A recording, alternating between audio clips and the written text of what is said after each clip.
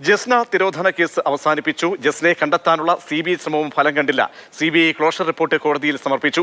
അനന്തകൃഷ്ണൻ നൽകും വിവരങ്ങൾ. അനന്തൻ, 2018 കാണാതാകുന്നു ജസ്നയെ. അതിനുശേഷം ക്രൈംബ്രാഞ്ച് അടക്കം കേരള പോലീസിന്റെ ഏജൻസികൾ അന്വേഷിച്ചു, തുമ്പൊന്നുമില്ല.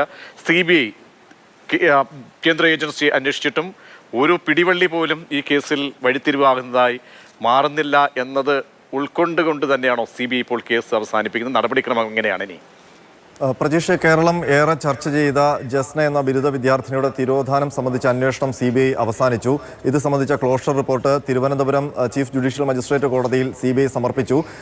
ജസ്നയെ കണ്ടെത്താൻ കഴിഞ്ഞില്ല, ജസ്നയ്ക്ക് എന്ത് സംഭവിച്ചു എന്നത് കണ്ടെത്താൻ കഴിഞ്ഞില്ല എന്നാണ് CBIയുടെ ക്ലോഷർ റിപ്പോർട്ടിൽ ഉള്ളത്.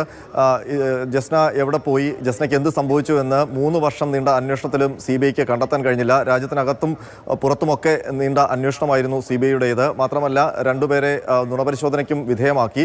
പക്ഷേ ജസ്നയുടെ തിരോധാനം സംബന്ധിച്ച ഒരു തുമ്പും CBIക്ക് കണ്ടെത്താൻ കഴിഞ്ഞിട്ടില്ല.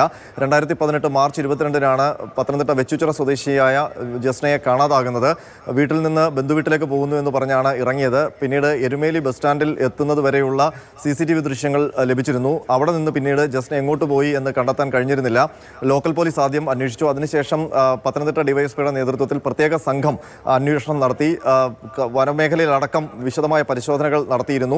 പിന്നീട് ക്രൈംബ്രാഞ്ചിന് വിട്ടു. ക്രൈംബ്രാഞ്ച് അന്വേഷണത്തിലും ജസ്നയുടെ തിരോധാനം സംബന്ധിച്ച് ഉത്തരം നൽകാൻ പോലീസിന് കഴിഞ്ഞില്ല. അതിനിടയിൽ അന്ന് ക്രൈംബ്രാഞ്ച് മേധാവിയായിരുന്ന ടോമിൻ ജെ തച്ചങ്കരി ജസ്ന ജീവിച്ചിരിപ്പുണ്ടെന്നും അതൊരു പ്രത്യേക സ്ഥലത്താണെന്നും ഉള്ള വെളിപ്പെടുത്തൽ നടത്തിയിരുന്നു. കോവിഡ് കാരണം അവിടേക്ക് പോകാനോ ജസ്നയെ കൊണ്ടുവരാനോ കഴിയില്ല എന്നുമാണ് അന്ന് വെളിപ്പെടുത്തിയിരുന്നത്.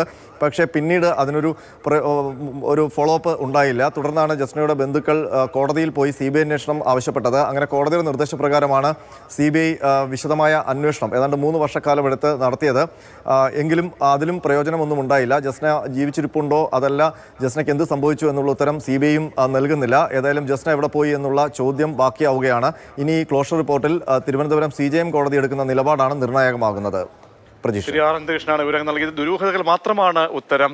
ജസ്ന എവിടെയാണ്, എന്താണ് സംഭവിച്ചത് എന്നതിന് ഒരു ആൻസർ ഇല്ലാതെ കേസ് ക്ലോസ് ചെയ്യുകയാണ് CBI.